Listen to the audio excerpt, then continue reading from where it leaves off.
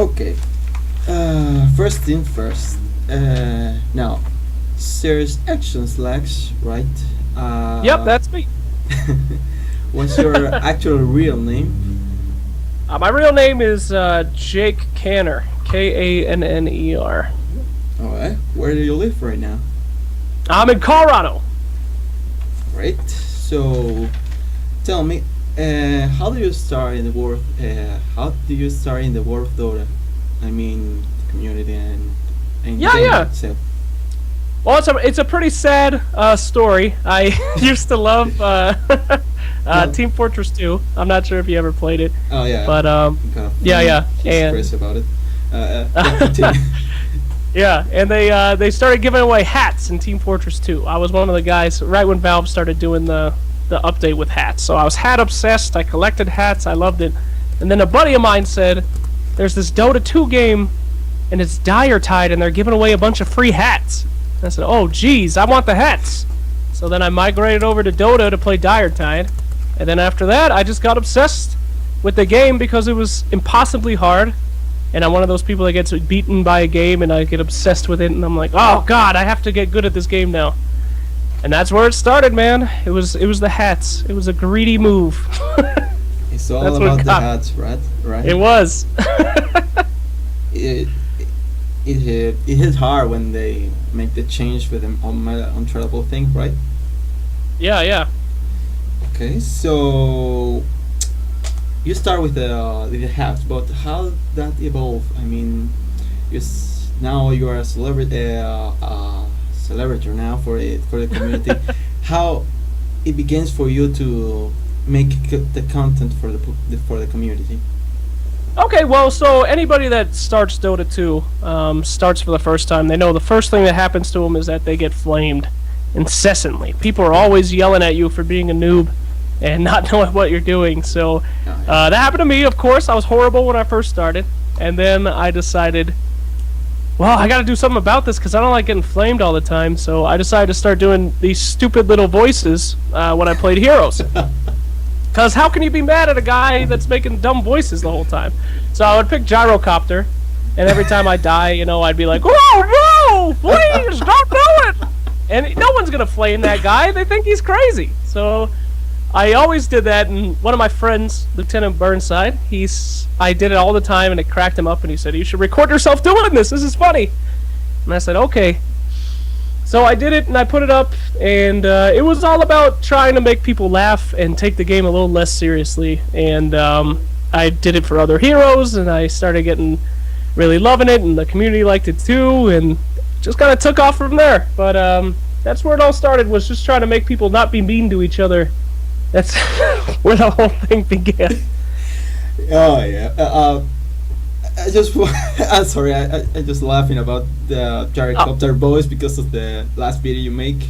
Oh God! With the Don't sun. watch that. Yeah, I watched it, half of it, and then the last part. I don't know. It was really. I know. funny. If you make it the whole way, I'm pretty sure you lose a brain cell or two, dude. It's pretty bad. It's pretty bad. Yeah. What happened to that? You cannot see on the YouTube or something? Or... No, it's hard to do those videos anymore because with fame comes a price, and now whenever I try to do something like that, people recognize me and they're like, "Oh, it's you," and I don't get to do it. They act all weird. So those are still my favorite videos that I get to put that I made, but it's pretty hard to make them these days. Well, about that, what happened to your content in the YouTube channel? I mean, I am a subscriber of that, and I don't see too much things or the past. You're right. It is a problem. Well, I don't know. That's another problem of starting to come up into the community, because now I'm getting invited to events, and as you know, I had to quit my job, and pretty much all the money that I have in my life is made just from streaming. The people that are subscribing and donating and stuff. So YouTube it's a special puppy, because you have to make YouTube videos, but at the same time, YouTube videos are very time consuming, and they also don't make you any money. I mean, I make probably in a month on YouTube what I could make in a day streaming. So, Wow. although I love making YouTube videos, it's actually my passion. It's just, especially in the last 3 months, I've been to 6 or 7 different events. So it's this thing of I'm gone for a week where I'm not making that much money. Then I have to come home and stream and have a great time with all the fans and all that. And then I'm off to another event, and it's hard to justify, like, the TIDL videos, the international download. Love those videos. Yeah, they're great, but they take 26 hours at a time, from start to finish to do. And those are 26 hours where I know I'm not going to make any money. I'm not going to, it's cool to do it for the teams and stuff, but it sucks. And if I had unlimited time, I would love to focus more on the YouTube. It's my passion. It's what I do for what I really love the most, but it's just hard, man. How do you tell yourself that you're not going to work for 3 days to make a YouTube video and then not make anything off of it and not survive? So I don't know, but I got to figure out something because it's killing me. I've been wanting to do a international download video of OG for like 3 or 4 weeks now. Oh yeah, that will be nice. Oh God, it's so good. It's more like a financial problem, not like you don't like it. So. Oh yeah, 100% financial. If I had unlimited funds, if I was a millionaire, I would do nothing but make YouTube videos. Probably play with people on stream too, but God, I love it. Now that's done a lot. So the next question: what was your inspirations to make the content for Dota 2? The inspiration? Well, in all honesty, the inspiration for most of my content is just to try to build the community and make it a little better. I think that the direction that Dota 2 going is a hyper serious direction, especially in events and stuff. You'll see in most of the events, everyone will have a suit and tie and all that jazz, and they're trying to take it as serious as possible. And that's very good, and it has its place, but at the same time, you don't really build a community like that. You build a community by making them laugh, by making them work together, by giving them some fun things to do in games and stuff like that. So to me, it's always been about trying to liven it up and make Dota less hyper serious and more funny, because I think a lot of people will try to put off the impression that the Dota community is like one of the worst in gaming. It's everyone's hyper serious, and it's good to try to kind of fight against that if you can. Okay. There's some people that you sympathize with your idea, or it's too much. It's difficult to make that idea come to the professional scene itself. Yeah, I don't know. I mean, I think people are kind of ready for it now. I've always wanted there to be some kind of like casual side of casting where, I don't know. The big problem with Dota that I found when I first started is when I'm a regular player of Dota, I didn't give a crap about professional Dota, and now I love it. Professional Dota, I'm obsessed with it. I love watching games, reading about teams, but when you're just a player, you don't care. And I think that's because everything's too high level and too serious, and your average casual person doesn't want to do that. So I think when we kind of take away that seriousness, like I don't know if you caught any of the WCA coverage that BTS. I had a problem. You weren't a fan? No. I hear both the Join Dota and BTS content. I love the BTS one because all the relax they have with it and how all the flames they got. But I don't know. Yeah. It's the time, but mostly. But I hear it. It was great actually. Yeah. Well, I don't know. I mean, it was a pretty good experiment. I'm not going to go into if it was morally or ethically right for BTS to kind of steal Join Dota's thunder on that one. But at the same time, it was a good showcase of what do you get out of professionalism, and then what do you get out of 3 or 4 guys that love the game having a good time. And the answer is, yeah. I mean, people like both, but it bridges the gap a lot easier if it's more casual. So I don't know. It was legal that part, or they have some problems with that? I don't know if you know. It was more of a, although they weren't not allowed to do it, it was more of a kind of a dick move, if you will. So okay. So Join Dota had the 100%. You guys can do this. We want to sponsor you. You're our official stream. And then BTS was kind of like, hey, can we watch Join Dota's games and then also cast it as well? And then they were like, well, we don't see a problem with that because it's not technically. I mean, right now you and I could have casted any one of those WCA games. So, although it wasn't technically a nice or moral thing to do, I mean, they weren't in the wrong, officially. It was right, but it was wrong at the same time, I guess. It was right for BTS. Yeah, I mean, I saw the numbers. I was like Right. 80,000 persons seeing BTS when Young Dota have 15 or something. So it was it was much. pretty rough. But then again, I mean, when we don't think about it, it wasn't morally right or anything. It was a good example of where can having fun with Dota take us. And it could take us to a lot more people viewing in because it's more casual. People are there for the jokes and for the good times and not so much of the hyper-professionalism. And don't get me wrong, I love the hyper-professionalism. At the internationals, at the majors, oh, you gotta have that hyper-professionalism. But at the same time, there's a growing field for something else, and that's something that I've been trying to grow in the scene for a couple of years now. Yeah, so. the thing is right now, don't get me wrong, I love how the tournaments are having right now, how they set up the things, the production value, and all the things they have with the caster and all, but I don't know, with the majors, I feel it, with the majors and the other tournaments they have, when the summit came, I really relaxed. I enjoy it really. Don't get me wrong, I enjoy how the Frankfurt Major goes, but I don't know, there's something about the summit that I really like it, that you feel me more relaxed. Right. Well, and the players feel the same way and stuff too. I mean, they're not. But at the same time, the summits. The reason why it's so relaxed is because so little is on the line. $100,000 is chump change compared to the, $500,000 or $1 million or $6 million that they could win at a normal tournament. So less I pressure, think it's right.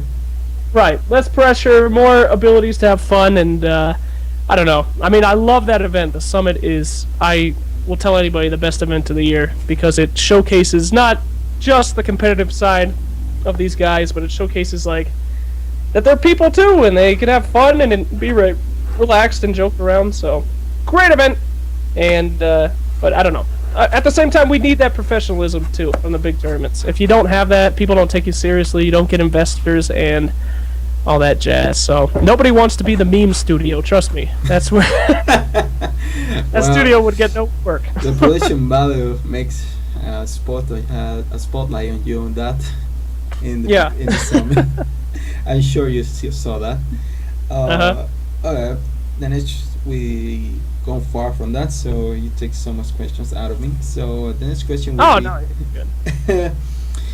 how do you enter in the professional scene? So how do you start in the professional scene? As a host, to be or interviewer, I think, or I don't know what position they give you. That's an interesting story. So I'm making these horrible videos when I first start off for a couple months, and then on my old crappy computer, my power supply dies. It's a $200 power supply. Wow. So I decide, okay, I'm gonna do a fundraiser and see if I can't raise $200 and replace my power supply. And if not, then I'll just stop making these crappy videos. Anyway, I go to work, come home 9 hours later, and the community raised. They posted on Reddit and stuff. They raised almost $11,000. Wow. So it's, oh my God, crazy. So I decided, okay, I'm not going to waste this. I'm going to invest this into my future in Dota 2, and I decided to spend it all on a new computer, all the things I would need to make videos, and then I did a trip to the International 4 to go make content. And I spent it all. I saw that, yeah. Okay. Yep, I hired a camera guy. I did everything I could. I got to do this interview, dude. Shut up! Sorry, sir. Sorry. Some guy. So anyway, so I put it all in. I put all my chips in, went to TI4, tried to make the best content I could, and what do you know? People liked it. It worked. And then I got to stream and all that stuff. So really, entering into that world of competitive was that. I had never watched a competitive game before I went to TI4. I didn't know who anybody was. So you just went there and roll it out? Yeah, I just went all out. Balls. I had no idea anything, and I was blown away by what I saw. The competitive aspect, people screaming in the stands, all the fans that shared the same thing. I really fell in love with that. So it was crazy. All right. More after that, the people. I mean, after you got all that attention, I guess you get some people contact you for jobs or something, or it was more like you start to build up and try to get the other people to notice you, or it was straight Yeah. after that. So after TI4, I was invited by ESL to do ESL New York 2014, and that was my big ability to try to find something that I did in the scene correctly. So they had hired me to be an interviewer of fans and pro players and stuff, because I did a lot of that with their content. And they had some major technical problems, like they were postponed for 3 to 4 hours at a time.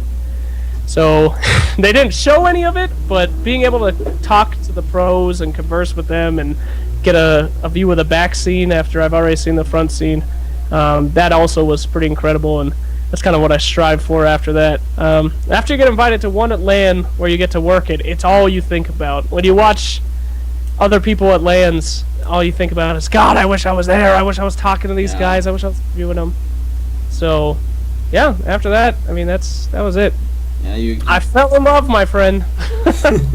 you go straight with that, and it went well, right? I guess. Yeah, well, it went well enough, I guess. They didn't really show anything that I made, but it was, for me, it went well, and it was super motivating. And then after that, I said, this is what I'm going to do. I love this game. I love watching people play it. I love the reactions of the fans, and it's all I want to do in my life for right now. So I jumped into it 110%, and then here we are. I'm still making stupid stuff, trying to go back to events and live it up. Well, seeing in retrospective, it's going well. Okay. Now for something a little bit more spicy. I wanted to know. Spice it up. Yeah, I wanted to know, how did you start in the channel DotaCinema? How did I start in DotaCinema? That's a pretty good question, and I've never actually told anyone in an interview, so good question. I'll tell you now. I think things have died down enough. Basically, they were having some internal struggles, which you could find out more if you want to research Reeves and Sons fan towards the end. I think he made a whole stream about it, but the gist of it was he was having some problems at home, and they wanted him to do some more stuff, and he didn't want to do it. And he wasn't showing up to practices and all that jazz. I mean, recordings, and putting in pretty minimal effort. And at the same time, they offered to put him on different jobs, and he didn't want to take them. So they just split ways. I was contacted by Suns fan, and out of the blue, it was the first time I ever talked to him. And he said, hey, do you watch Fails of the Week? And I said, yeah, I love Fails of the Week. It's my favorite. It's one of the reasons I made content for Dota. I've always loved it. And all that jazz. And he said, okay, well, here's the skinny. We're going to cancel Fails of the Week because Reeves is leaving and there's nobody that can replace him. And he said, but you can replace him. You're the only one I can think of. You got our back. Please help us or something. Right? Yeah, that was it. It was literally, Fails of the Week will disappear, or you could try to do it. And it was a very scary offer, because Fails of the Week is a very successful show, and nobody wants to be the guy that kills a very successful show. Like, if I went on Fails of the Week and it was absolute garbage, then the community would have said, you killed Fails of the Week, this is your fault. And I wouldn't have blamed him. But at the same time, I love that show, and I love the content that it provided, and I said, it's worth the risk. If I burn it down, then I'll do it, and I'll be hated, but I'm at least going to try. So I don't know. I guess it worked out enough to keep it alive, but that's the story no one's ever heard. Yeah. Yeah, don't worry. How do you handle the pressure? I mean, there was some big shoes you have to fill. Well, it was pretty easy because I knew I would never be better than Reeves. Reeves is much funnier than I am. So, that's the I don't know. I watched the show before and after Reeves, and I don't know. It's the how did I say it? The compatibility between Reeves and Sunsfan and you and Sunsfan is quite different. It's quite another show with you and how it was with Yeah. Reeves, but it's going well, I guess. I guess with the. Yeah, it went pretty well. Reborn certainly gutted us. For example, Yeah, I when wanted Reborn to- came out. Yeah, I wanted Yeah, to yeah. ask you about that. How did you handle the things with that? I mean, with. Oh, it was bad. It was bad. All right, let me describe to you. So every week, Fails of the Week gets a couple hundred clips that they surf through, and then those come to me, and I sort through them. When Reborn dropped, everything that we had stored up, because we're usually about 2 weeks or something behind, and that's great because then it's stored up and it's good. So anyway, when Reborn drops, a month and a half worth of saved up replays destroyed. And we have to wait for new replays to come out. And that's fine, it takes us a few weeks to get back on our feet and we're good. But then, again, they changed the map like last week, and then it's all gone again. There's just nothing. God. We have nothing to do. And we've done all the work of assorting them and all that jazz, and it just sucks. The replay system is pretty effed up right now, as any content creator will tell you. So it's pretty stressful trying to keep that show going when every 2 or 3 weeks everything that you have is deleted. So Another they thing with contact- Sunsfans, right, is PC is quite. goddamn Sunsban. Yeah, it's his fault. He's It's difficult, right? I mean, trying to make the bow still float. Yeah, it's I don't know. The funny thing about it is that it's not actually that much of a problem to do. We usually do fails. Well, actually, we have always done fails of the week in one take. We don't ever have to redo it or anything. We gotta have that synergy down. The clipping picks usually takes me about 12 or probably about 6 or 7 hours. But these replay system, dude, Valve is screwing us. It sucks. Well, But that's its life. yeah, I hope it goes fixed, but well, what it does, Yeah. what it does. Okay, so back to the question that we ran. So you entered DotaCinema from because of the Dota fails, Right. the show. So Uh-huh. and you just work in that project, or you are a partner in the channel itself? Well, I don't know. I've made some other stuff for DotaCinema. Official, like, they're, I don't know, different series and stuff I've helped out on, but I don't think I've ever been, like, officially DotaCinema-esque, like, the DotaCinema Slacks. I don't know. Period Flax is a smart guy, and he always told me if you want to make it in esports or anything, you gotta stay fluid. You can't commit to one thing, because committing to one thing can make other people jealous of you, and you won't be able to get into events. So it's good to stay fluid and not be, the official face poster boy of something. But Like Moonduck? yeah, like Moonduck, they're my fuck up. No, Moonduck's something entirely different. Because how I was described to it when they wanted to have me be on is it was a place for me to do some content, which I love, and it was also a talent agency kind of deal, or a lot of experienced people wanted to see other people get into esports more, wanted to help them out, recommend them, because it really is. I mean, you have so much to lose by hiring new content in esports than hiring the same people. So they offered it to me like that. Join us, and you can make some fun content. You can be part of the crew. And we can help each other out and all that. So there's a couple different tiers to Moonduck, and I'm on like the lowest. Although you wouldn't think it because my content's all over it. But Yeah. I like to put myself into a position where if something burns to the ground, I'm not the one. I can still survive. So That's an intelligent move. Yeah, Well- but no, they're great, and there's Moonduck's been pretty quiet lately because a lot of stuff's been going on, but soon, God damn it, sorry, You can soon, say it, right? yeah, a lot of stuff is going to be coming our way for the Moonduck stuff, so expect to keep your eyes open. I gotta keep mum's the word on that. It's in the vault, but yeah.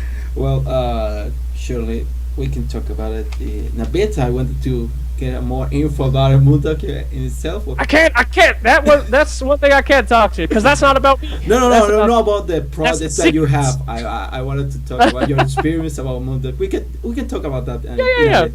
Yeah. the next question would Alright, be before Dota, before all this Uh-huh. jazz happened. How was the life of Jake before? What you do Pretty with your life? miserable, to be pretty pretty abysmal. Let's see. I worked at a restaurant. I've had two jobs since I was like 16 because I've been poor my whole life. I went to college and I got a degree in psychology and neuroscience. Worked in the field for 2 years. That's a heavy shit. And yeah, I mean, I went to school for that. It was fun. I had a good time, all that jazz. But I don't know. I mean, I worked at a restaurant for 8 years. 8 years. It was horrible, Oof. and I would never want to go back. Yeah, I So I consider myself very blessed. I turned it what I used to ditch class in neuroscience school, what I wouldn't go to class to do. I turned it into like what I do now, and every day I wake up and I'm super thankful for not having to go serve any more Outback Steakhouse steaks to people. I mean, I mean, I've been poor my entire life. I grew up mostly in single room apartments with my family. And it's been a really big struggle. And I don't know, for the first time in my life, I get to do something that I love. I get to do it, something that I'm passionate about, and I feel like people enjoy it. And I've always been, I don't know, I wouldn't have even dreamed I would be able to do anything like this. And it really is a humbling and wonderful experience that I get to have every day. Hope that wasn't too serious for you, bro. You go a little too deep? Might be. This is a big. No. You can share it. You say it. Come on. Okay, I didn't mean to I get wanted you too to feel on you. comfortable about it, and if you wanted to share what you feel about it, go share it. There you go. Well, that's solves it. Yeah. Now, Alright. now again, in the actual in the present. How about you only get the money you get for the what? Alright, I twist my word. There you go. Okay. Now we are in the present. It's just the content you make for Dota that brings food to the table, or there's other jobs you take a part of the board of Dota. No, that's it, man. 100% YouTube plus Twitch plus anything I can trick people into hiring me for. Okay. You get it once. You get one company once, and then you trick them, and then you move on. No, but that's it. I mean, I'm super lucky to have, had that happen to me where I can 100% work on Dota, and it is work though. I mean, I won't undersell myself. Every single waking moment, I'm doing something to try to do something Dota related and all that, and I don't know. I don't want to toot my own horn or anything, but people have told me that I'm a hard worker, and it doesn't seem like it is. It doesn't seem like it. For instance, the summit, we were talking about that. Yeah.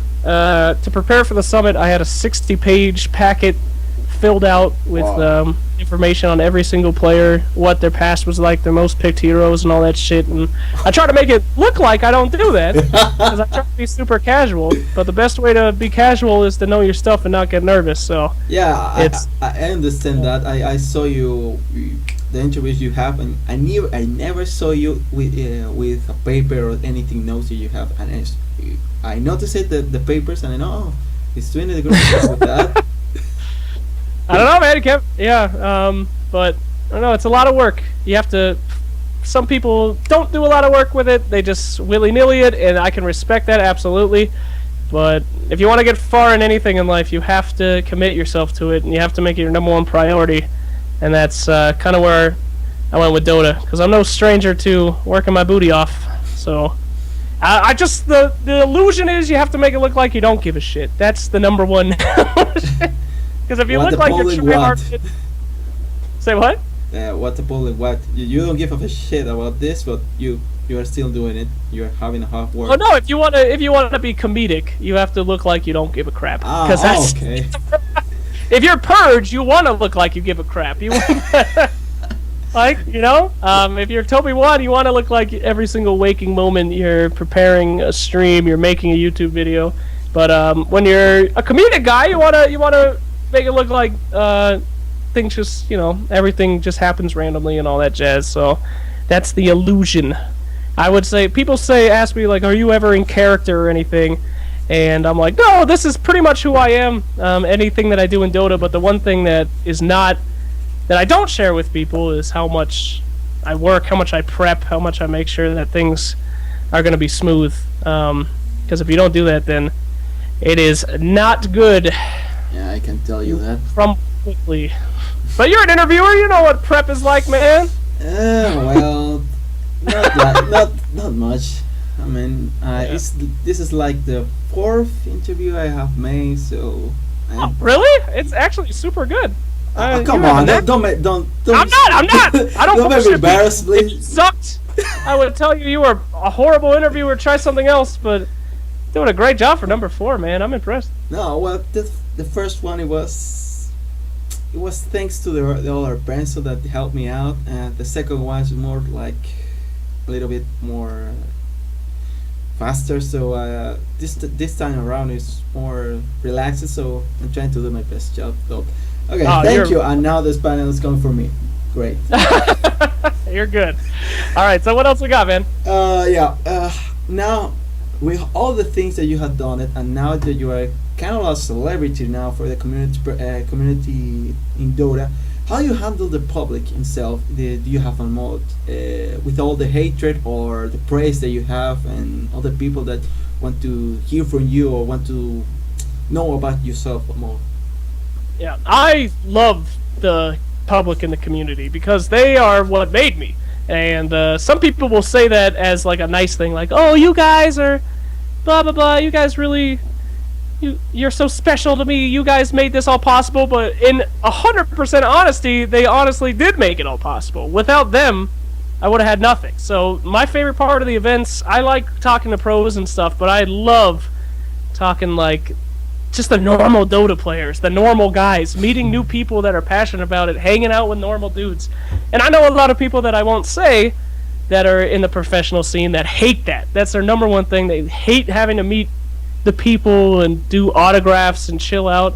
Oh. And I don't see why. How could you hate it? These are hundreds of people that love what you love, that spend every day exactly how you spend it, grinding their MMR, complaining, flaming their teammates. I love them, and it's just the best part. I mean, Jesus, every single event I go to, it's all I look forward to is getting to meet new people and talking to them and all that stuff, and it's awesome. Even when it's should be an inconvenience. For example, when I'm trying to get interviews with people at like TI5 and they stop me and they're like, "Can I get a picture?" And then there's line forms and stuff. That is the greatest thing in the world. I love it. And I'm a very quiet, reserved, like, that's another thing too. I am terrified in front of crowds. I used to be. And when I'm at a party, I'm the weirdo guy that's on his phone in the back, not talking about anything. But when something just changed, I mean, Dota is just, I don't know. It changed me.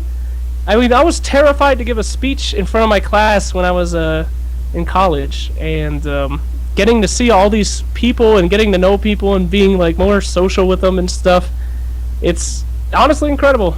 I mean, yeah, the community is amazing, and anybody that doesn't want to hang out with the community and wants to be a little pooper at events and just hide out, I don't know what's wrong with you. I mean, they're great. So no, I love it. Was that a long enough answer for you? I fucking love them. They're the best. So there you go. Yeah, with in the content you make, it make us feel the energy you have with the people. I mean, when you talk about the people right now, when you were talking about the people right now, I was remember the show you make with Shiver, the scoop thing with the mayor.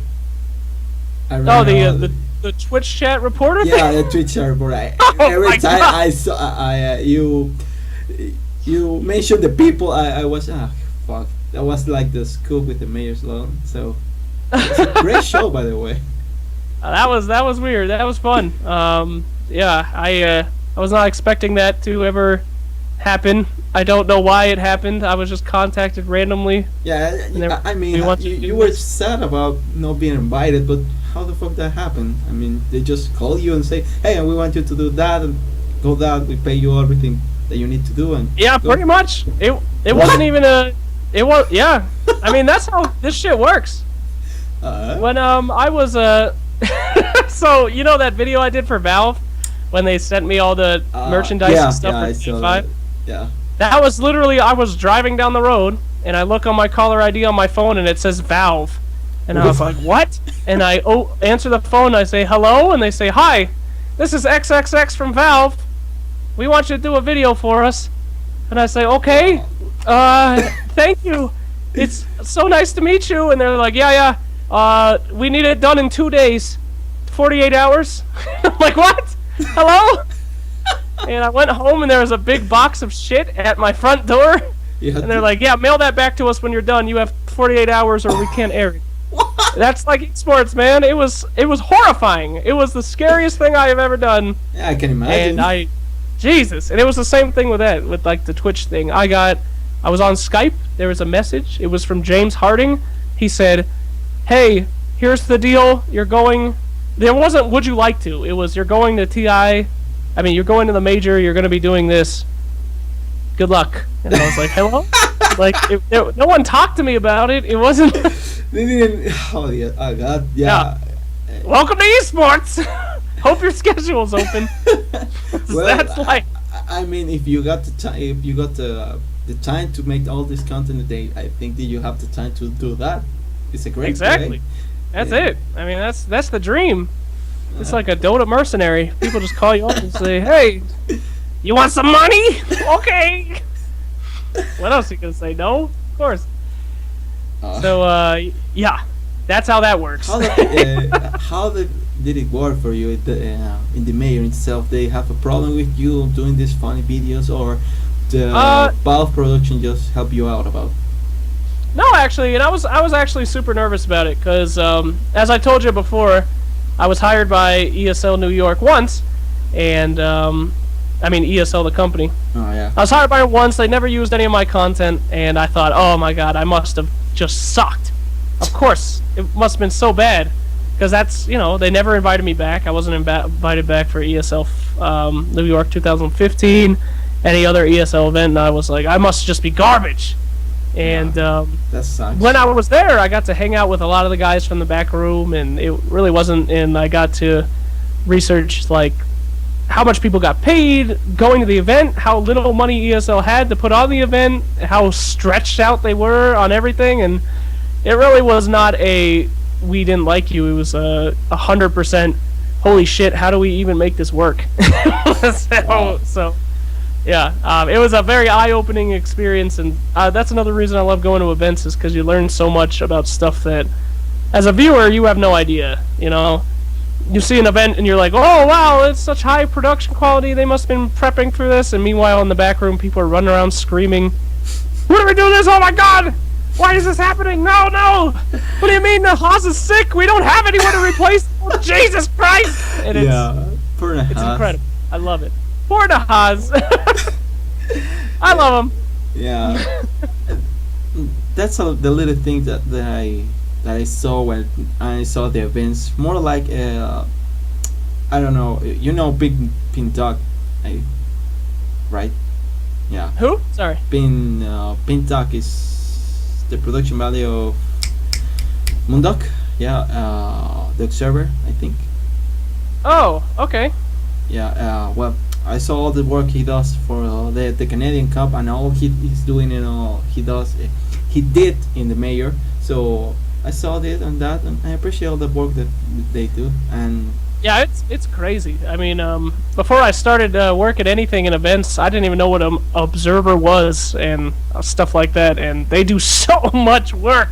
There's so much back of house work that happens with this whole industry. It's incredible. So yeah, he would love to hear that. I'll tell him. He loves the compliments. He doesn't get them that often, so. Well, he's gotta work on his Twitter though. He looks like a jerk on Twitter. He's a real nice guy, but. Well, I mean, you have to compliment the good things. When I saw the content you make in Moonduck, I really liked all the things you done. You and Sayori. I mean, don't get me wrong. I like the content you make in Moonduck. I like how they do in Beyond the Summit. I don't know. I like to get the things right. I compliment the people that are doing it right. Oh, you. Compliments will get you in. Alright, now again the spotlight. Alright, back to another thing. Now we're talking about the how you make it with the just report. I mean, how you do it. You with the content creating the content. You mean you sit and you just close your eyes and see. Okay, I need to do that, and I'm going to do it this way. Or is you have a ritual or something? Not really. It's I like to keep it loosey goosey. There's only one series that I've ever actually tried to have it be like an over and over kind of thing, like pre-planned, and that was the team interview series.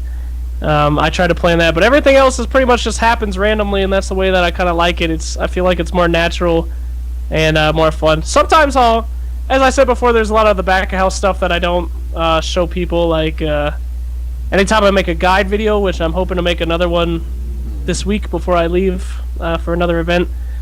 I like to write the entire thing out in a giant Word document, like 10 pages, every single thing that I'm going to say, so I make sure that, it's the points get across and all that. So Like I don't know. It's just like the Icefrog interview. Yeah, unfortunately.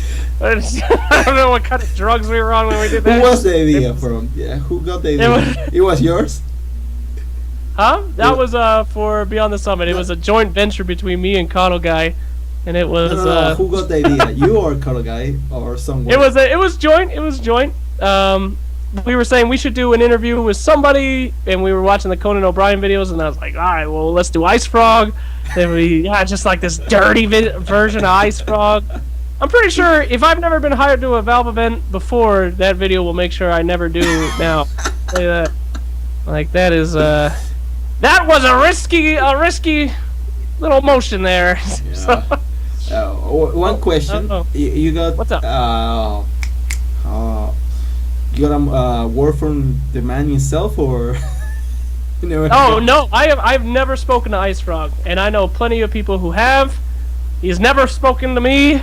I don't think he ever will. The only thing he would ever say to me, most likely, is "please stop." I would assume. I would love to speak to Icefrog one day.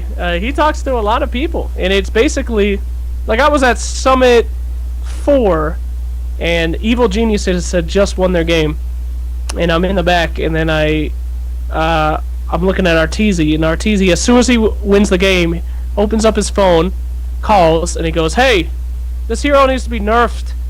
And it was like, you just called Icefrog. It's like, yo, this shit sucks. He's like, okay, next patch nerf. So, I don't know.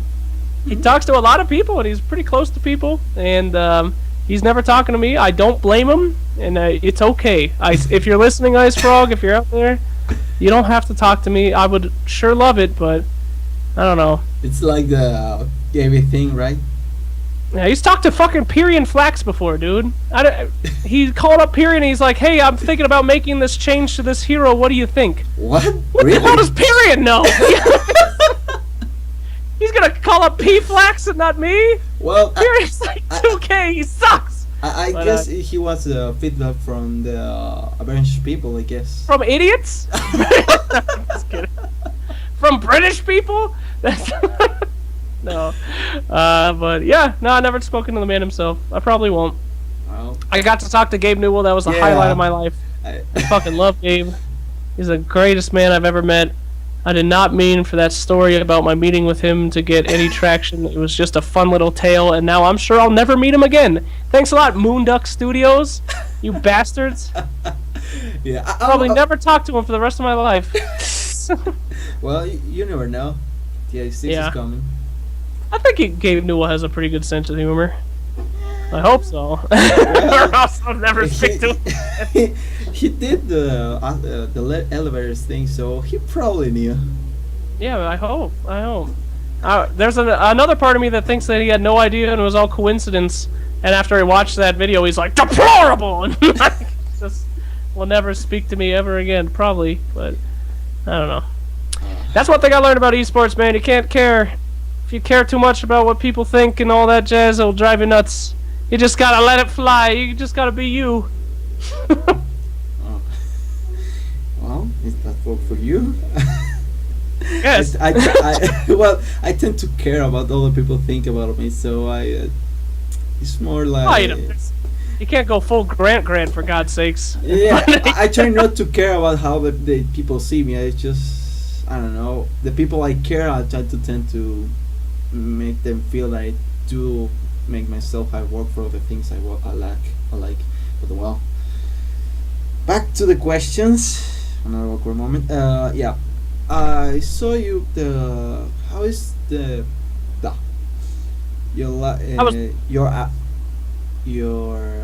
fuck You're good. Yeah, your life as a caster. I mean, you have some experience with that, and I see the project with Join Dota, how Toby won and Capitalist fuck you up with See, that. that was not a project. That was just me annoying them.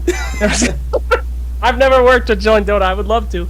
They're great guys. I got the utmost respect for Toby One and Cap and stuff, but they've never had a use for my off-brand stupidity, and I don't blame them. They're a very professional company. They like to keep it very very serious. No, God bless you. yeah. Well, I was talking about how's your experience with that. You didn't expect to become a caster, or you just want for the lols. You do it sometimes. I don't know. Casting was something that I thought I would be very passionate about before. Before Toby won. Yeah. Before Capitalist. No, not before that. Not before that. That was just a funny video. At the end, Toby won. At the end of that video, during the live stream, he said, "Don't ever become a caster, because the community can't lose who you actually are." He was basically saying, "Don't become a caster. We have enough casters. Keep doing exactly what you're doing, because that's what the community really needs, is somebody making people laugh." So, yeah, I don't know. I used to want to be a caster. I'm kind of indifferent about it now, not because I don't think I'm good at it or I think that there's a lack of it. It's just the brand of casting that should be... Well, for one, I'm never going to be the best caster in the world. I know that. I just don't have the voice for it. It's a very scary voice. People hear it and go, "Oh, Jesus." And it's not a soothing voice, number one. And number two, it's just the kind of casting that most places would look for is not something that I could ever do. I could never be the serious analytical caster. Hype casting and all that stuff is fun, but the kind of casting that I would ever do would be more like what was seen on that WCA stream from Beyond the Summit. A very casual cast that's trying to bring in the humor into Dota 2 again. So I kind of left that as it was, but I do still enjoy casting a lot, but it's kind of not my goal anymore to be a caster. I think there's other better things I can do. What casters do you like, from the Well, high I hate quality to them. the low quality? Hate them. OD sucks. OD Pixel, I knew him long before he was a caster. Wow. Really? Yeah. How was it like? Yeah. He was working his ass off, being a low-level caster, casting every single day with his buddy Wakey Pixel. I met him with Pyrian Flax for the first time. We both met him together. He had a very sexy, sensual voice. And we were like, "Oh my god, your voice is amazing, you should be a caster." And he's like, "Well, I'm kind of dabbling in it." And we're like, "Be a caster." So we told him to do that a lot. We invited him into the first Dirt Mall, and he got a lot of casting experience out of that. But OD Pixel deserves everything that he has, and I love him. I was just kidding. He's incredible. And when people ask me, like, "Oh, I really want to be big in Dota, I want to do this and this, what should I do?" And I was like, "You gotta grind, man. Grinding. That's it. You gotta grind." OD worked every single day casting something somewhere until he just lucked into being in the right place at the right time in the world's longest match with Purge. Yeah, that game. Yeah, and he didn't do anything different. He had been doing that exact thing for like a year, every day. And nobody knew, nobody gave a shit, but sometimes you just get that lucky break. And then what do you know, 4 months later you're casting the International, the biggest event in Dota. So, gotta grind, but... So casters I like OD, love him. I really respect Toby. My favorite caster of all time was AC. I know a lot of people don't like AC, but I thought he was incredible. Okay. Mostly because he brought an air of professionalism to the cast. The first program I ever listened to was the Navi game where he was casting, and they kept fountain hooking. Oh, yeah. You know, Oh, the international fuck, that arts thing. fountain hook game. That was the first pro game I've ever watched, and I heard AC and Draskell casting it, and it was just, it sounded incredible. I did say the first time I heard Draskell, this guy is horrible. He sounds like a golf announcer. I hate him. But now I understand what Draskell does. Yeah. He's an analyst. How you I how didn't- you do it now that you talk to the person itself? Yeah. Well, no, you know, back then I was like, why is this guy talking so bored? What's his problem? And AC was just so good. He was so good at hyping, and I was too stupid to know that what he was talking about may or may not have been correct. But his voice was just, he had such a radio voice for it. It was incredible. But, yeah, so those are all good. I like Coddle Guy, I always have. I knew him a lot before he got his big break, and he'd been grinding for so long. I remember the first time I met him, we were both being interviewed by Dreamcoil TV on a podcast, and he was in his full Coddle Guy outfit, like the beard and all that shit, and he was cracking me up, and I loved him. Sad story for you. Before he was invited to TI, Coddle Guy, he was doing a Chinese game, and somebody dropped out. How? And it was 3 in the morning, and he calls me up and he says, "Hey, do you want to cast with me?" Wow. And I was like, I'm pretty tired. I don't think so. I don't think I want to do it. And he was like, "Oh, it's okay. I'll catch you next time." That match that he was watching is what got him sent to TI and all that shit. So that could have been me. Probably not, though, because I was a really shitty caster, and I told him 100 times I'm so happy I did not do that cast with him, because I would have ruined it, and he would have never got invited to TI. Well, you never know. I mean, that's not the life that I would want. A caster's life is extremely difficult. They have to watch a game for 12 hours. I mean, the cast that they just did, they were casting for 16 to 17 hours. There is zero time to do anything else when you're a caster. I mean, Toby Wan, Capitalist, most casters will only be able to stream like once every couple months when they're not doing something, unless you're Draskell, but Yeah. Draskell's stream is, you know, he just sits there and does Nice. meth, so I mean, it's not it's not that hard. Yeah, I can imagine how the life as a caster can be hard. I as a viewer, in the line of work I do, and I try to analyze the games themselves. So I tend to pass a lot of time watching games. So I can imagine how that kind of works. Yeah, it's weird. You don't ever think about that kind of stuff, like how much people are working and doing things. Like, take the life of a player. It is just a grueling experience. People always think, like, I want to be a pro player in Dota. You have no idea. They literally live in these houses together, play Dota from waking to sleeping. They don't get to choose what they eat. They don't get to choose where they go. They're constantly on planes. They get to go home for 3 weeks at a time, maybe max, after they win an international. It's a horrible life, but it's worth it because you love the game and you love showing off and you love being the best. So, Yeah, but not a lot of people know that. They don't think about what happens in the back, and they don't respect people that do it. that's why we have to bring it and say, make the people know. I guess, yeah, that's the job of the interviewer. You're saving esports. Thank you. Yeah, don't worry. Okay. Wow, I lost the thing I want to ask you. Okay.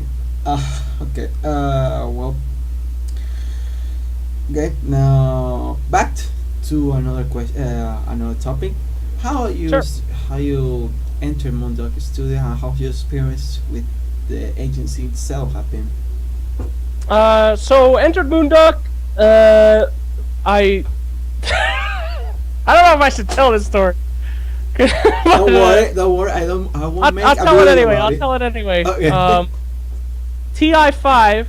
Uh, I'm leaving TI5, and I get a call from Valve before I leave, and they say, "We want you to look at the virtual reality at Valve offices for fun." And I say, "Neato." So I go to Valve offices. They invited me over there. They said we'll meet you there at midnight. I didn't know what the hell was going on. So I go to Valve at midnight. I'm tired as shit. I've been working for like 16 hours. They put me in the VR machine, and I'm like, oh, Jesus Christ. It was insane, and it blew my mind. I was hanging out at Valve till like 3 in the morning. I don't know what the fuck we were doing. They don't even know why they invited me. But so I did it, and I was too tired to take the plane the next day. I canceled the flight, and I was hanging out with Suns fan, and he's like, yo, I gotta go do a secret meeting. And I was like, okay, man. Can I come? He's like, well, it's a secret meeting. I was like, I know, but I'm really bored and I won't say anything. And that's how I got it. I just went to the meeting and was like, this sounds pretty cool. But you know what you guys need is a community rep. Somebody to make videos and shit. Oh and I'm like, God, I guess. That's how Slacks got into Moonduck. Oh my. By being too tired to catch his flight and staying an extra day and then going with somebody to a secret meeting. Well, could I come? That was basically it. Well, there you go. I was not approached. No one said, I think you'd be a great fit. We I really was love hoping you. for a more interesting thing that I mean, like No, story come no. to you or something like that. No, nobody respected my work. I was just sitting there eating a peanut butter and jelly sandwich. I was like, well, I could help if you guys want. And that was the story. Yeah. Wait. I mean, somebody is in the meeting and you hear something and you say, oh, well, I can do that. Don't worry about it. What? He's there. What I mean, the I fuck? could sell myself. I was like, you know what you guys need? Is somebody to make videos. And they're like, I guess that need may arise once or twice. And what do you Once or know? twice. What do you know? I did it. I made videos all the time. So My God. I think it was a good choice by them. Yeah. No joke. Well, okay, that's how you started. So That's it. That's it. That's the key to success. There's Be in the two right or three place things at that the you need. right time. That's it. 2 things that you need to succeed in life. You need skill, you need determination, and you need luck. And that was a luck. That was it. But hey, you know, if I hadn't done all this shit before and I just sat in that meeting, I wouldn't have had the balls to say you guys should have me do this. So I don't know. Well, all the work you done. Probably not, though. I probably just was eating a PBJ and they invited me out of pity. That's most likely. Yeah, one question. Okay, moving on. How's your experience with that? I mean, you all do the content for Moonduck Studios, but how's it been working with all these people? Like Bird, How's it been like working with all those Sons? people? Yeah. It's been incredible. It's absolutely incredible to see how smart they are, what they know, all that stuff, and form relationships with some of the best people in Dota 2. Whenever someone asks me, like, what do you think about Moonduck and stuff, I like to think about Purge. What? I hated Purge. I hated Purge. Purge annoyed the shit out of me before I joined Moonduck. Because I was like, here's this guy who made tutorial videos for Dota 2 3 years ago. He gets invited to every event. He sucks. Like, why does he get invited over other people? It's so stupid. And then, you know what? I got to know him. And I got to know how hard he works. And I got to know how intense he is and how funny he can be and his dry humor. And it's just... It just blew my mind. He's one of my favorite personalities, favorite guys to talk to now. I love him. And it's because I joined Moonduck and I got to see the real guy behind the boring-ass Purge. And he's my #1 dude. If I could be on a desert island with 2 people, it'd be my girlfriend and Purge. And we would all do it. I hope. But, yeah. Oh, that... I'm just kidding on that, but, yeah. Yeah, I guess. I mean, when I hear about the studio's going to when the studio created, I was really hyped up because I know about the names of Purge, Matt, Sunsfan, you, and all the things, but all the people, all the veterans in the scene, the celebrities that you have, and you. Don't get me wrong. I know who you were, but I didn't get that much hype about you. I was much hype about the caster and No, I understand. the crew itself. But after that, all the videos you get, all the things you have that you done, I was more hype about that. So Gotcha. You see, that's the trick. That's it. yeah. I got you, bro. That's why I joined Moonduck to suckle at the teat of my graders. But I mean, it is and continues to be an incredible opportunity for me because to get to align myself with some of the best in the business and get to see what it's like to actually be at the inception of a studio is such a amazing opportunity for anybody.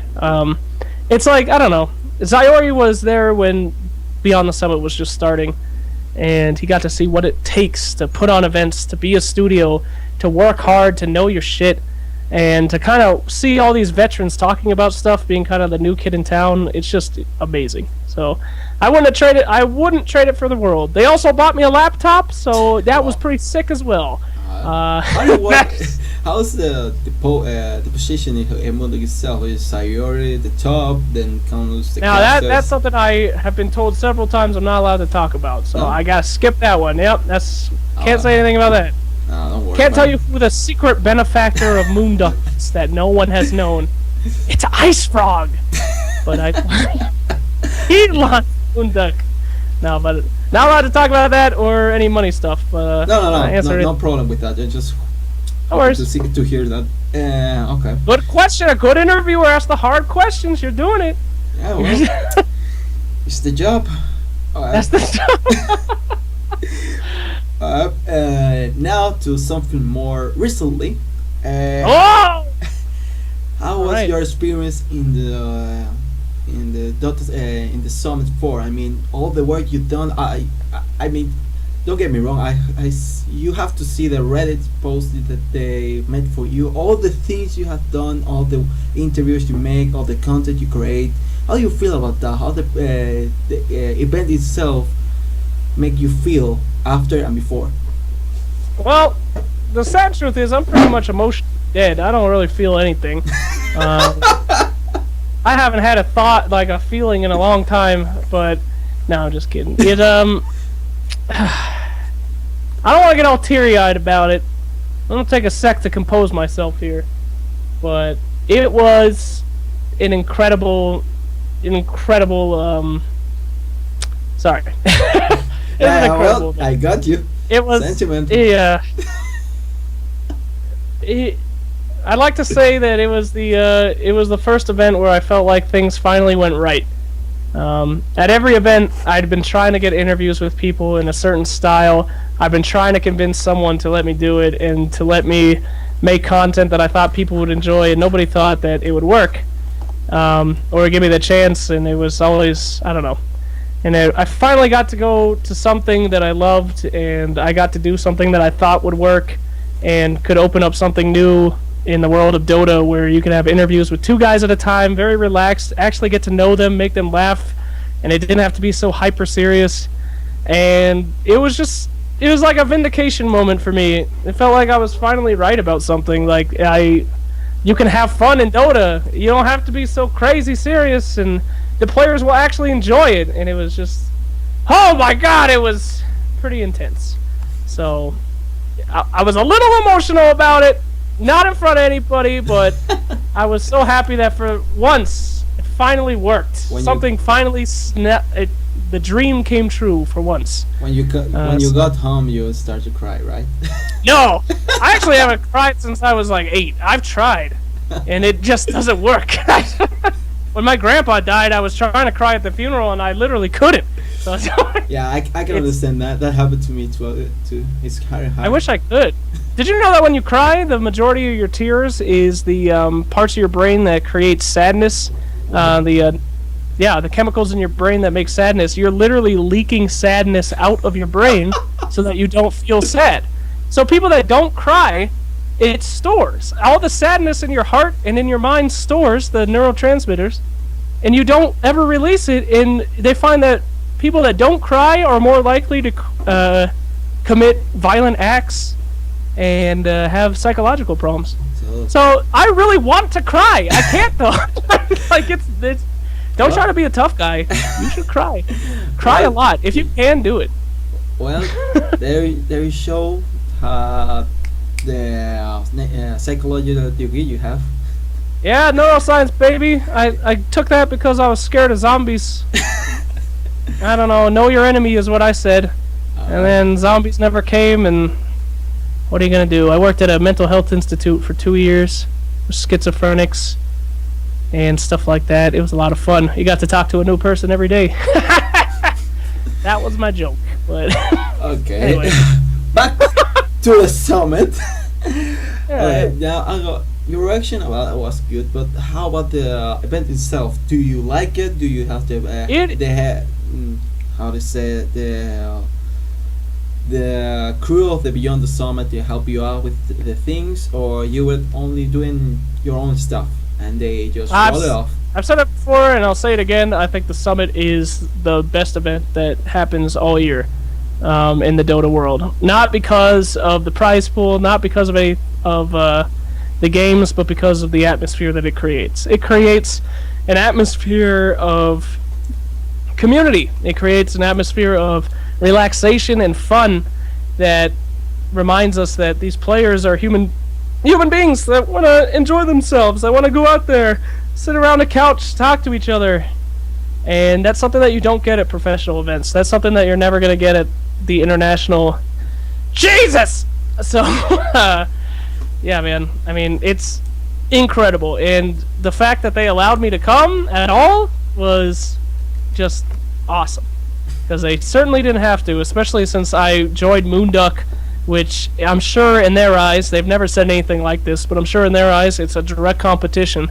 But they still let me come. They had zero, they didn't know what to expect. They just wanted me on the fun stream, playing video games in between matches, and I had all these content ideas, and they said, you know what, if you want to do it, do it. And we did it, and it was just amazing. It was absolutely amazing. And whew, if anyone could ever make a content like that, any other studio, I don't think they could. They're just geniuses when it comes to being authentic. So, I don't know, great event. I'll say it a million times. Amazing event. Okay. Now, something more controversial. If you have to choose one studio in your mind, it will be Beyond the Summit, or it will be Moonduck? Whoa! Yeah, I Whoa, bro! have to ask. Whoa! I would probably choose the studio I work for. I don't want to be that guy. Yes, I might be at Moonduck, but BTS is so much better. No. I don't know. That's the fun thing about studios in Dota, is that you don't have to choose a studio. A lot of people like to pretend like there's this big rivalry and everybody hates each other, and this is Toby Wan trying to get the one up on this guy, and it's really not. I mean, if you ever go to one of these events, every studio is in there after hours, hanging out, eating meals, laughing with each other. I mean, there's really zero separation. So I know it sounds weird, but a question like that, like what studio do you prefer? You can't really prefer a studio. You prefer people. And the weird thing about Dota that I've noticed is you would think that people hate each other, that they're fighting behind the stage, that I can't stand to work with this guy. But I've literally never met a person in Dota that dislikes working with somebody else. It's like this community of friends that they have their differences, they have their things that they try to strive for, but there's just no negativity back there, and it's so weird because there should be negativity. It's more people fun. should be like, this fucking guy stole our tournament. Oh my god, our Twitch viewers, and there's not. People are always just happy for each other. It's not They're for the happy that money. It's they're more for the fun, right? For the right. It's they're all working for the people. I don't know one single greedy person in the world of esports, Dota esports. CS:GO esports, that's a shit show. You got people choking each other. You got Thorn yelling cunt on the radio and shit. It's gone. But in the world of Dota, I've never met anybody that I was like, wow, what a shithead.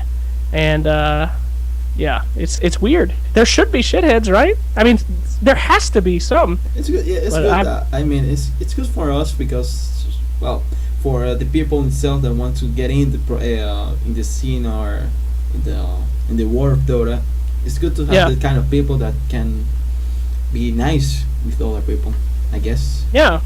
I mean, it's just weird. You would expect it to be more negative. It's really not. I don't know. The number one thing that there's a problem in Dota esports is incompetence, but that's that's not like that's another thing. Right? There's just people making stupid decisions for no reason. And it's not like this guy, he's trying to screw us. It's just like, God, that guy's an idiot. Like that's what anyone ever says. So I don't know. Now that we're finished with this, just to make a review for your past works itself, you can name it in the events you have been doing since you began. You want me to name all the events I've been to, or in the last couple? All the things the big ones or the ones you like. The big ones. Sure. TI4 was the first one I ever went to, thanks to the community. I was invited to ESL New York. Then I got sent to ESL New York again, 2014 and 15, by a different company. Let's see, TwitchCon, I was invited to that to give a little speech about Dota. I got Summit 4, Summit 3, Summit 4. Jesus, I don't know, Dream League for the qualifier. I don't even fucking remember anymore, man. It's all blur. But those are some of them, I guess. Officially invited by Valve, zero events. That's one I remember. Don't worry, man. Pretty well. It will soon So come. one day, It will soon come. I don't know. We'll see. That's the dream, the once in a lifetime dream. But yeah, I don't know. I've worked for a lot of people. I've never worked for Join Dota. I sure would love to one day. I've worked with them, but not for them. So they're great. So pretty much everybody besides that, yeah. I've worked for Twitch, Moonduck,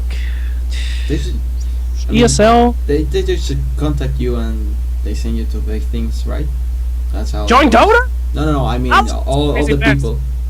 Oh no, it's cool. I mean, I know. One thing that I know about myself is I'm very polarizing. People either really, really like me or really, really hate me, and I don't blame them because I really hate myself. So I'm just kidding. But yeah. So it's not a big deal. I mean, as long as I'm out there having fun, I'm never like, oh my god, I didn't get invited to this event. God damn it. It's always like, oh, sick, I have more time to make YouTube videos. So, it's, yeah.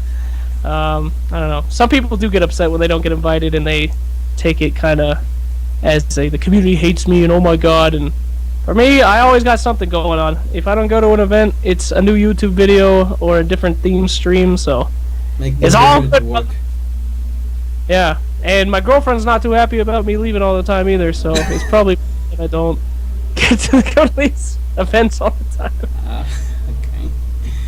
Okay, now we're finally starting to finish this, so I'm going to go in your thoughts about the patch itself, something more relative. My thoughts right now. Patch? Yeah. Pretty simple. Open it up. Omni Knight wasn't nerfed. He wasn't buffed. Like your Twitter. Done. I don't give a shit. Nothing about the new hero, nothing about the items, nothing, just Omni Knight. No. New hero is going to be played a lot. Then it won't be.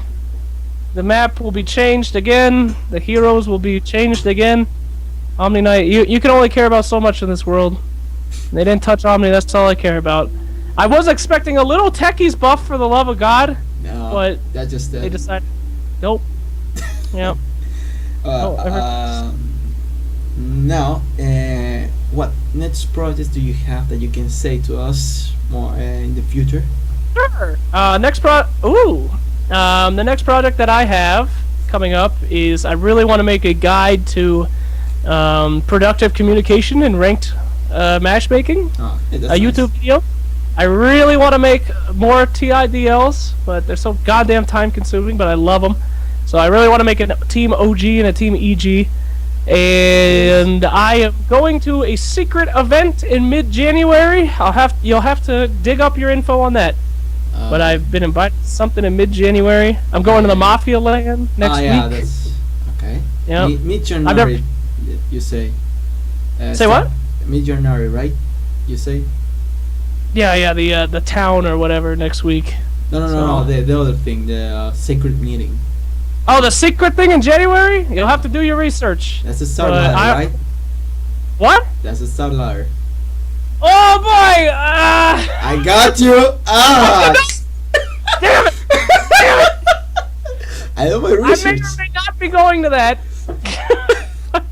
If Oh. I was, I would have said something stupid in an interview about it. So, Don't worry, don't worry. I won't tell so anybody. yeah, I'm going to Starladder in January for more stuff. We'll see what they use me for over there, but probably nothing important. Good job, boy. You did it right. How did you know? How did you know, bro? Well, there's the thing is You my work. crappy bastard. No. My working style is trying to be know which tournaments are coming, which things are coming, which big things are coming to the Dota scene. So there's less things that are coming after the major. So there's the major and Starladder, the summit after, that is already gone, and those EA and Dota Pit. So the other things that are Dota Pit is in February, I think, and Starladder is Yep. the only thing in January. So God damn, dude, you're good. You're good. I'll What? tell you one thing I'm probably not going to is Shanghai. why? I don't know. Who the hell's gonna hire me for Shanghai? I don't know, man. I don't know. Well, I don't have any perhaps- idea how anything's gonna work for Shanghai. Perfect World is doing everything, so I would guess that only the most well-known Western personalities are gonna go. Cause think about it, you're Perfect World. You don't know who anyone is. You would just hire the same people that worked the last event, right? So I That's perfectly assume reasonable. I will not be going to Shanghai. Don't So- worry. and that's okay. Twitch Yeah, okay. will hire you again, and you will go again. Like the I don't know. We'll see. We'll see if I can con somebody into sending me to Shanghai, but I have my doubts. So that's okay though. Yeah. Something else that you have? Yeah, you will do, or the.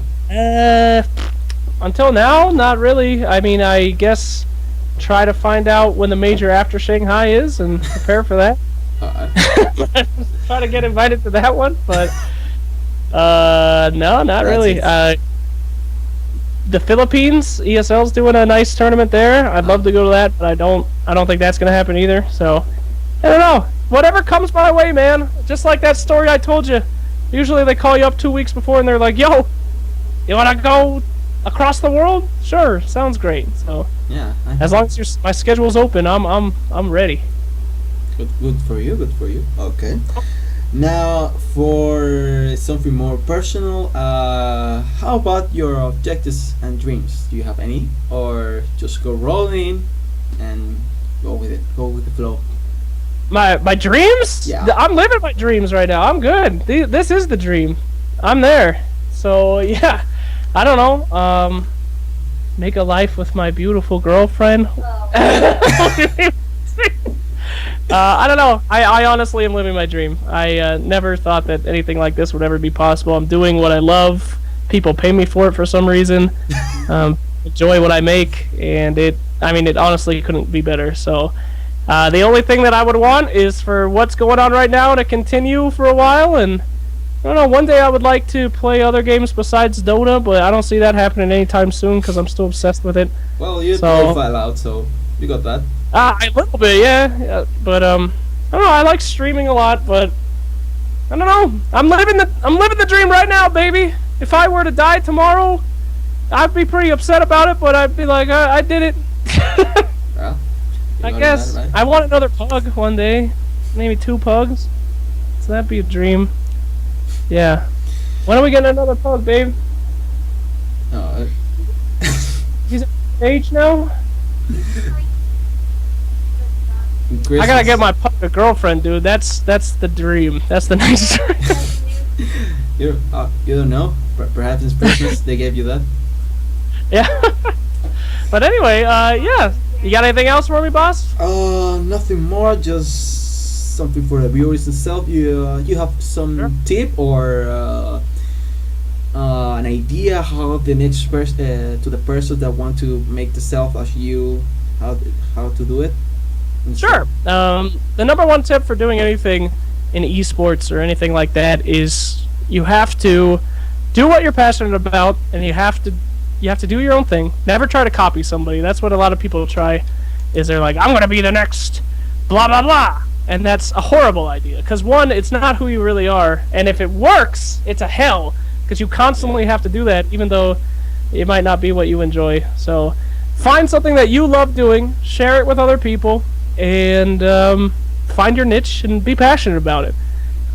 It's pretty easy to see who's trying to get somewhere because they want to be famous, they want to have money, they want people to recognize them or whatever.